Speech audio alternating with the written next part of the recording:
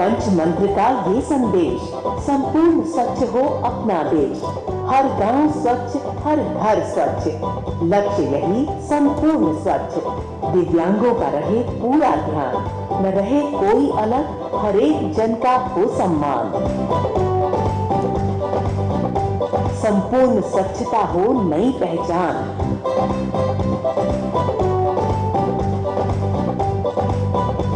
स्वच्छ भारत हो सबका अभिमान।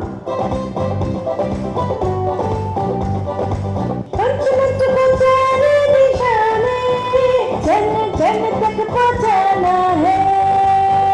संपूर्ण स्वच्छता अभियान को जन आंदोलन बनाना है।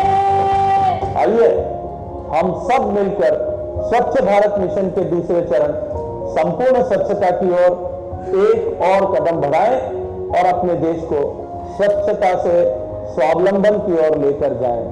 पंच मंत्र का ये संदेश, संपूर्ण स्वच्छ हो अपना देश। हर गांव स्वच्छ, हर घर स्वच्छ, लक्ष्य यही संपूर्ण स्वच्छ। दिव्यांगों का रहे पूरा ध्यान, न रहे कोई अलग, हर एक जन का हो सम्मान। संपूर्ण स्वच्छता हो नई पहचान।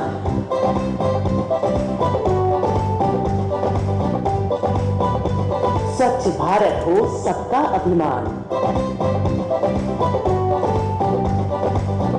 देखिए, विश्व भर में शौचालय दिवस इसी निमित्त मनाया जाता है कि हम शौचालय का निर्माण करें और शौचालय का अधिकतम उपयोग करें। यूनाइटेड नेशंस ने जब से इसकी घोषणा की और यूनाइटेड नेशंस ने सस्टेनेबल डेवलपमेंट गोल के क्रमांक 6 में इसका उल्लेख किया कि दुनिया के हर एक घर में शौचालय की सुविधा 2030 तक होनी चाहिए। अत्यंत प्रसन्नता है कि भारत ने अपने आप को 2019 में 11 साल पहले, और वो भी उस परिस्थिति में जब दुनिया के ओपन डेफिकेटर्स, खुले में शौच के लिए अभिशप्त लोगों में से 60% भारत में थे, वो भी उस परिस्थिति में जब भारत में सबसे ज़्यादा जो है इसको लेकर के सोशल स्टिग्मास और टैबू जुड़े हुए थे। ऐसी परिस्थिति के होते हुए भी भारत ने 11 साल पहले इस परिस्थिति को अचीव किया है। ये निश्चित रूप से देश के प्रधानमंत्री आदरणीय नरेंद्र मोदी जी के लीडरशिप और उनकी प्रेरणा के, उनके व्यक्तित्व की विशालता के कारण, उनके कम्युनिकेशन स्किल्स के कारण से, उनके प्रेरणादायी वचनों के कारण से, उनके परसुएशन के कारण से संभव हुआ है। पूरा देश एक साथ जुटा, एक साथ खड़ा हुआ, और उसी का परिणाम है कि आज देश ने खुले में अपने आप को खुले में शौच से मुक्त किया है। लेकिन जैसा अभी हमने चर्चा में भी कहा था कि यह सतत चलने वाला कार्यक्रम है। नए घर बनेंगे, गाँव में नए आवास बनेंगे, नए डेवलपमेंट्स होंगे, इसलिए सतत इसकी आवश्यकता है। तो इसकी सस्टेनेबिलिटी बनी रहे, इसके लिए माननीय प्रधानमंत्री जी के मार्गदर्शन में हमने ODF प्लस की कल्पना की, जिसमें सस्टेनेबिलिटी पे काम करने के साथ साथ में स्वच्छता को दूसरे पायदान पर, नेक्स्ट लेवल पर ले जाने के लिए हम सब काम करें।